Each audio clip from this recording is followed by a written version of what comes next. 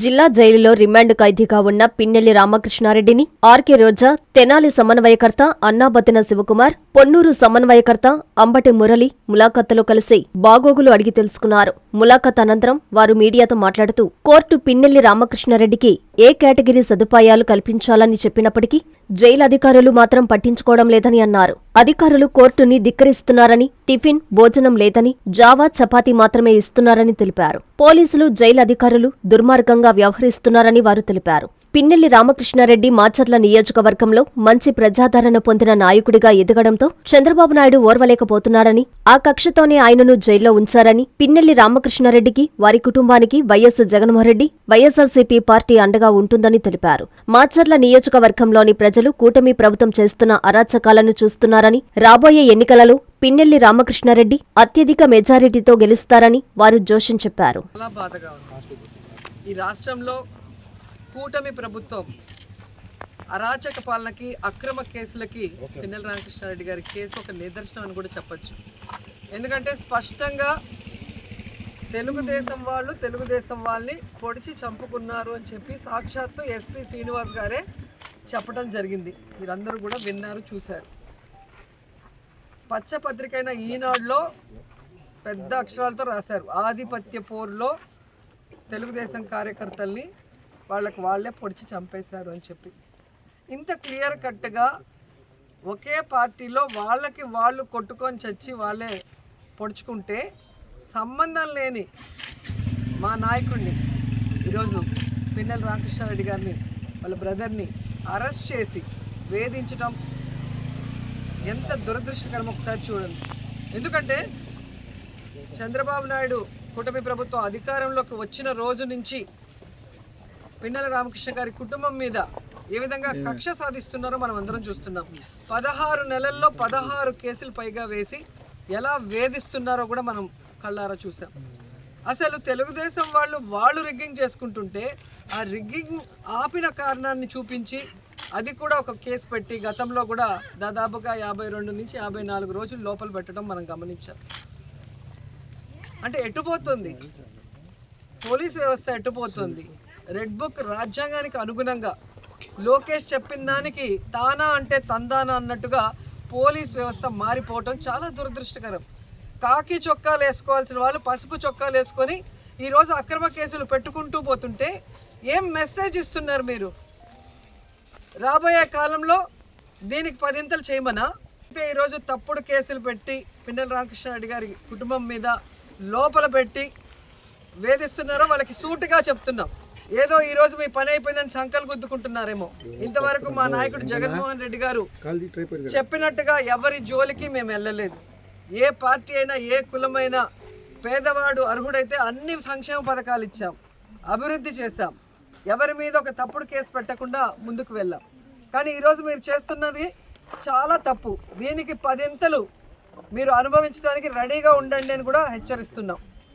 ఎందుకంటే ఈరోజు కోర్టు ఇచ్చింది పిన్నెల్లి రామకృష్ణారెడ్డి గారికి స్పెషల్గా బెడ్డు, భోజనము, ఆయనకి ఇవ్వాల్సినవి ఏమున్నాయో కోర్టు చెప్పిన తర్వాత కూడా లోపల కూడా అవి ఇవ్వకుండా, టిఫిన్ పెట్టకుండా, భోజనం పెట్టకుండా మానసికంగా కూడా ఆ మనిషిని వేధించడం ఎంతవరకు కరెక్టు? చెయ్యని తప్పుకి కేసు పెట్టి లోపల పెట్టారు.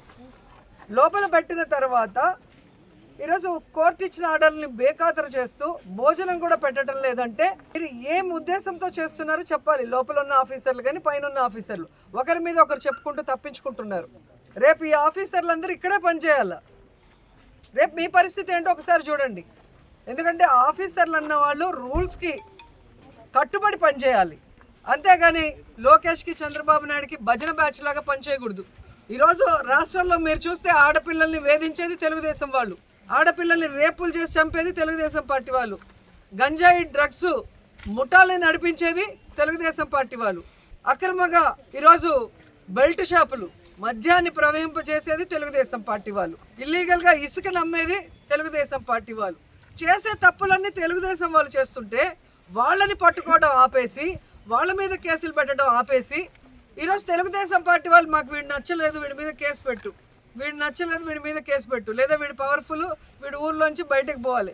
వాళ్ళు రాసిచ్చిన పేర్ల మీద మీరు తప్పుడు కేసులు పెట్టుకుంటూ ఈరోజు అక్రమంగా అరెస్టు చేసి లోపల పెడితే భయపడి పారిపోతామా? ఇలా తెలుగుదేశం పార్టీ చెప్పినట్టు ఈరోజు చేస్తున్నారు కాబట్టి పోలీస్ వ్యవస్థ ఎంత దిగజారిపోయిందో మొన్న కేంద్రం ఇచ్చిన ర్యాంకింగ్లో మీరే చూశారు. 36th ప్లేస్కి వచ్చింది.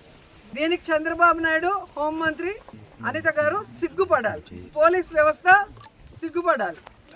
ఏంట్రా మనం ఇలా అయిపోయాం, భారతదేశంలో అందరూ మనం చూసి నవ్వుకుంటారన్న ఆలోచన వాళ్ళకి రావాలి. ఈరోజు రాయలసీమ కరువు శాశ్వతంగా పరిష్కరించాలన్న ఒక గొప్ప ఉద్దేశంతో జగన్మోహన్ రెడ్డి గారు ఈ రాయలసీమ లిఫ్ట్ ఇరిగేషన్ తీసుకొచ్చారు. 960 కోట్లు వెచ్చించడం జరిగింది. మన శ్రీశైలంలో వాటర్ని మన రాయలసీమకే కాదు, ముఖ్యంగా నెల్లూరు జిల్లాకు కూడా సాగునీరు, తాగునీరు ఇస్తారు ఆ ప్రాజెక్టు పూర్తయితే. అలాంటి ప్రాజెక్ట్ని పూర్తి చేయాల్సింది పోయి హైదరాబాద్లో మీ ఆస్తుల్ని కాపాడుకోవడం కోసం ఈరోజు రాయలసీమ భవిష్యత్తును మీరు ఎలా తాకట్టు పెడతారు? మీరు రాయలసీమకి వెన్నుపోటు పొడిచిన విషయము ఈరోజు మీ పార్ట్నర్ ఓటు నోటు కేసులో నీతో పాటు దొంగ మీ పార్ట్నరే స్వయంగా అసెంబ్లీలో ప్రకటించారు, నేను రాయలసీమలో పుట్టాను, రాయలసీమ అంటే నాకు ఇష్టమని ఇంకొకటి చెప్తాడు. పవన్ కళ్యాణ్ డిప్యూటీ సీఎం, మరి ఎక్కడికి వెళ్ళావు పవన్ కళ్యాణ్? ఈరోజు రాయలసీమకు అన్యాయం జరుగుతుంటే, ఈరోజు రాయలసీమకు వెన్నుపోటు పోస్తుంటే చంద్రబాబు నాయుడు గారు ప్రశ్నించకుండా కత్తందిస్తున్నావా? దీనికోసమేనా నువ్వు పార్టీ పెట్టింది? దీనికోసమేనా నువ్వు కూటమిలో చేరింది? దీనికోసమేనా చంద్రబాబు నాయుడు గెలిపించింది? ఇంకా 15 సంవత్సరాలు చంద్రబాబు నాయుడు ముఖ్యమంత్రి చేయడానికి పనిచేస్తూనే ఉంటారు. దేనికి? ఈ రాష్ట్రం అనేది లేకుండా, మ్యాప్లోనే ఆంధ్రప్రదేశ్ అనేది లేకుండా చేయడానికే ఆయనతో జత కలుస్తామని అడుగుతున్నా. మీరు వచ్చింది రాష్ట్రాన్ని బాగు చేయడానికో, రాష్ట్ర ప్రజలకు మంచి చేయడానికో కాదనేది అందరికీ అర్థమవుతుంది. కేవలం కక్ష సాధింపులు, రెడ్ బుక్ రాజ్యాంగం అంటూ ఏ విధంగా విచ్చలవిడిగా అరాచకాలు చేస్తున్నారు, అన్యాయాలు చేస్తున్నారు, దోపిడీలు చేస్తున్నారు, ప్రజలందరూ గమనిస్తున్నారు. ఖచ్చితంగా నేపాల్లో లాగా మిమ్మల్ని కూడా తరిమి కొట్టే రోజులు చాలా దగ్గరలో ఉన్నాయని కూడా హెచ్చరిస్తున్నాం. ఇంకా ఘోరమైంది ఏంటంటే ఎమర్జెన్సీ రెస్పాన్స్ అని ఉంటుంది. ఆ ఎమర్జెన్సీ రెస్పాన్స్ అయితే చిట్ట చివరి స్థానానికి ఆంధ్రప్రదేశ్ వచ్చింది అంటే ఇక ఈ పోలీసులు వాళ్ళు ఎందుకు? రాష్ట్ర ప్రజలతో ఓట్లు వేయించుకున్నామని చెప్పి తీయగా అబద్ధాలు చెప్పి వాళ్ళకి వెల్ఫేర్ చేయకుండా వాళ్ళని మోసం చేసేసారు. తీరా ఏం చేశారే అంటే సంపద సృష్టిస్తామంటూ అప్పులు సృష్టిస్తున్నారు. ఈరోజు మంగళవారం నాకు తెలిసి ఈరోజు మళ్ళీ 6,000 కోట్లు అప్పు చేస్తున్నారు. సో ఈ రోజుతో కలిపి 3 లక్షల కోట్ల పైగా అప్పులు చేసావు. ఏమిచ్చావు? జనాలకు చెప్పిన వెల్ఫేర్ ఏమైనా చేస్తున్నావా? జగన్మోహన్ గారు ఇచ్చింది ప్రతిదీ ఇస్తూ ఎక్స్ట్రాగా చేస్తాను సూపర్ 6 అన్నావు. జగన్ గారు ఇచ్చింది మొత్తం తీసేసావు. నువ్వు ఇచ్చిన సూపర్ 6లో ఏం చేసావు? మరి ఈ డబ్బులంతా ఎక్కడికి పోతున్నాయి? ఇన్ని లక్షల కోట్లు అప్పు చేస్తున్నావు. ప్రజలకి వెన్నుపోటు పడటం ఈయనకి వెన్నతో పెట్టిన విద్య. మాకైతే ఇంకా బాధాకరం. రాయలసీమ లిఫ్ట్ ఇరిగేషన్ని మొన్న చూసాం మనం. రేవంత్ రెడ్డి గారు అసెంబ్లీలో మాట్లాడేది చూస్తే చంద్రబాబు కంటే ఎవరైనా రాయలసీమ ద్రోహి ఉన్నారా? నువ్వు పుట్టింది రాయలసీమలో, పెరిగింది రాయలసీమలో. ఈరోజు నువ్వు సీఎంగా ఉన్నావు అంటే ఆ రాయలసీమ ప్రజల ఆశీస్సులతో. అలాంటి రాయలసీమకి వెన్నుపోటు పొడవాలన్న ఆలోచన నీకు ఎలా వచ్చిందని నాకు అర్థం కావట్లేదు. సెంట్రల్ మినిస్టర్ రామ్మోహన్ రావు గారు, అచ్చెన్నాయుడు వీళ్ళందరూ కూడా చంద్రబాబు నాయుడు కృషి చేశాడంట. ఏం కృషి చేశాడు నాయన? ఎన్నికలు ఉన్నాయంటే నెల ముందర రాయటమా? ఇలాంటి రాళ్ళు రాష్ట్రం మొత్తం వేశాడు. ఏ రోజు ఏ రాయికి పనిచేయలేదు. జగన్మోహన్ రెడ్డి అక్కడికి వెళ్ళి ల్యాండ్ అక్విజిషన్ చేయటం కానీ, అక్కడున్న రైతులకి కాంపన్సేషన్ ఇచ్చి పునరావాసం కల్పించడం దగ్గర నుంచి దానికి అమౌంట్ని కేటాయించి దాన్ని శరవేగంగా పనులు చేయించడం అనేది అందరూ గమనిస్తున్న విషయం. అండ్ సాక్షాత్ జిఎంఆర్ హెడ్ మల్లికార్జున్ గారే చెప్పారు కదా, ఆ రోజుల్లో వైఎస్ఆర్ గారి చేతుల మీదుగా శంషాబాద్ ఎయిర్పోర్ట్ కట్టాను, ఈరోజు ఆయన కొడుకుల చేతి మీదుగా భోగాపురం ఎయిర్పోర్ట్ కడుతున్నా, నాకు చాలా హ్యాపీగా ఉంది అని. ఇంత స్పష్టంగా వాళ్ళు పబ్లిక్గా మీటింగ్స్లో చెప్పిన దాన్ని ప్రజలు వినలేదనుకున్నారా, చూడలేదనుకున్నారా, లేదా మతి మరుపులు ప్రజలకు అనుకున్నారా? సిగ్గు లేకుండా అబద్ధాన్ని చెప్తున్నారు. ఇదే రామ్మోహన్ గారిని నేను సూటిగా ప్రశ్నిస్తున్నా, మీకు దమ్ము ధైర్యం ఉంటే ఆల్రెడీ చంద్రబాబు నాయుడు అదే సమయంలో నెల్లూరులోను కుప్పంలో కూడా ఎయిర్పోర్ట్ కడతానని రాయేస్తాడు కదా. మరి భోగాపురం కట్టగలిగిన వాళ్ళు ఎందుకు ఇవి కట్టలేకపోయారు? మీ అబద్ధాలు నమ్మటానికి ఎవ్వరు లేరు. మీరు నిరూపించుకోవాలి అంటే ఈ నెల్లూరులో ఎయిర్పోర్టు, కుప్పంలో ఎయిర్పోర్టు మీ చంద్రబాబు నాయుడు స్టోన్ వేశాడు కదా 2019లో, దాన్ని పూర్తి చేసి చూపించండి. ఈ రామ్మోహన్ రావు కేవలం మైకుల ముందు మాట్లాడటానికి తప్ప పనిచేయడానికి పనికిరాడు అని నేషనల్ మీడియానే ఏ విధంగా గడ్డి పెట్టిందో మీరు చూశారు. మొత్తం దేశంలోనే మన రాష్ట్ర పరువుని ఈ మంత్రి గారు ఎలా తీశారో అందరూ చూశారు. ఇంకా సిగ్గు లేకుండా ఆయన అబద్ధాలు మాట్లాడుకుంటుంటే ఇలాంటి వాళ్ళని ఏం చేయాలో అర్థం కావట్లేదు. నాకు తెలిసి విదేశాల్లో అయితే ఇలా తప్పుడు వాగ్దానాలు చేసే వాళ్ళని, అబద్ధపు మేనిఫెస్టోలు ఇచ్చే వాళ్ళని, ప్రజల్ని మోసం చేసే వాళ్ళని ఎత్తి లోపలేస్తారు జైల్లో. ఇక్కడ వ్యవస్థల్ని మేనేజ్ చేసుకోవటం, ప్రజల్ని మోసం చేయటం, వెన్నుపోటు పడటం వీళ్ళకి అలవాటైంది. కానీ ప్రజలు ఇంకా సహించే పరిస్థితిలో లేరు. మొన్న ఈ మధ్య మీరు చూశారు కదా, మెడికల్ కాలేజ్ ప్రైవేటీకరణ విషయంలో కానీ, రైతుల విషయంలో కానీ ప్రజలంతా రోడ్డు మీదకి వచ్చి ఈ కూటమి ప్రభుత్వం మీద ఎంత కోపంగా ఉన్నారు, ఎంత ఆవేశంగా ఉన్నారో కళ్ళారా చూశారు. కాబట్టి ఇంకా ఇలాంటి అక్రమ కేసులు పెట్టుకుంటూ మా నాయకుల్ని ఇబ్బంది పెట్టాలి,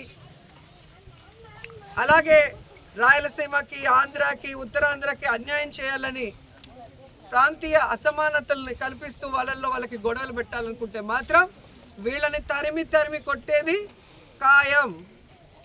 అండ్ పిన్నెల్లి రామకృష్ణ గారి కుటుంబానికి వైఎస్ఆర్సీపీలో జగనన్న నుంచి మేమందరం కూడా పార్టీ మొత్తం ఆయన వెనకున్నాం, ఆయనకు అండగా ఉన్నాం. పార్టీ పెట్టక ముందు నుంచి అన్నతో నడిచిన వ్యక్తి, పార్టీ కమిట్మెంట్ ఉన్న వ్యక్తి. అలాంటి మంచి వ్యక్తిని తప్పుడు కేసు పెట్టి లోపల పెట్టడం మీరు చేసిన పెద్ద తప్పు. ఇప్పటికైనా సరిదిద్దుకోండి, లేదంటే దీనికి 100 రెట్లు మీరు అనుభవించాల్సి వస్తుందని కూడా హెచ్చరిస్తున్నాం. మాచర్ల నియోజకవర్గం గతంలో కాంగ్రెస్ పార్టీకి, వైఎస్ఆర్ కాంగ్రెస్ పార్టీకి పెట్టని కోట. రాజశేఖర్ రెడ్డి గారి హయాం నుండి కూడా మరి రామకృష్ణారెడ్డి గారి పినతండ్రి కానీ, పెద్ద తండ్రి కానీ అంటే సుందరరామిరెడ్డి గారు శాసనసభ్యులుగా ఎన్నికవుతూ ఎంతో పేరు ప్రతిష్టలు, పార్టీకి అండగా రాజశేఖర్ రెడ్డి గారికి అండగా, జగన్మోహన్ రెడ్డి గారికి అండగా ఉండ ఒక బలమైన నియోజకవర్గం ఉమ్మడి గుంటూరు జిల్లాలో. మరి తెలుగుదేశం నుంచి పరిశీలన చేస్తే ఆ నియోజకవర్గంలో తెలుగుదేశం ఎంత వీక్గా ఉందో మీకు అర్థమవుతుంది. చలమారెడ్డి, పున్నారెడ్డి, అంజిరెడ్డి, బ్రహ్మారెడ్డి, దుర్గాంబ, మధు అంటే ఒకసారి పోటీ చేసిన వాళ్ళు మరొకసారి పోటీ చేయని విధంగా ఈ కుటుంబం మీద పోటీ చేస్తూ తెలుగుదేశం విఫలమైనటువంటి విషయం జిల్లా ప్రజలకు, రాష్ట్ర ప్రజలకు అందరికీ తెలుసు. ఇలాంటి నియోజకవర్గంలో ఎట్లయినా సరే పిన్నెల్లి రామకృష్ణారెడ్డి సాధించాలని జగన్మోహన్ రెడ్డి గారి నాయకత్వాన్ని వీక్ చేయాలనే పద్ధతితో మొన్న ఎన్నికల్లో ఈవీఎంలతోటి మాయ చేసి పోలీసుల దమనకాండతోటి అక్కడ ఎన్నికలు గెలిచినటువంటి విషయం మీ అందరికీ తెలుసు. అంతటితో వీరి అరాచకాలు ముగియలేదు. ఆ వెంటనే తెలుగుదేశంలో కొట్టుకున్నటువంటి 2 ఫ్యాక్షన్స్కి సంబంధించి పోలీసు వారి వివరణ ఇవ్వడం, రామకృష్ణారెడ్డి వారి సోదరులు వెంకటరామిరెడ్డి ఈ కేసులో ఉన్నారని చెప్పి ఇరికించడం జరిగింది. ఆ విషయం రాష్ట్ర ప్రజలందరికీ తెలుసు. సరే, సుప్రీంకోర్టులో ఈ కేసులో బెయిల్ ఇవ్వడం, తర్వాత కొన్ని టెక్నికాలిటీస్లో తిరిగి సుప్రీంకోర్టు వారిని లొంగిపోమనడం మనకు తెలిసినటువంటి విషయం. లొంగిపోయిన రోజు మాచర్లో జరిగినటువంటి హై డ్రామా మీ అందరికీ తెలుసు.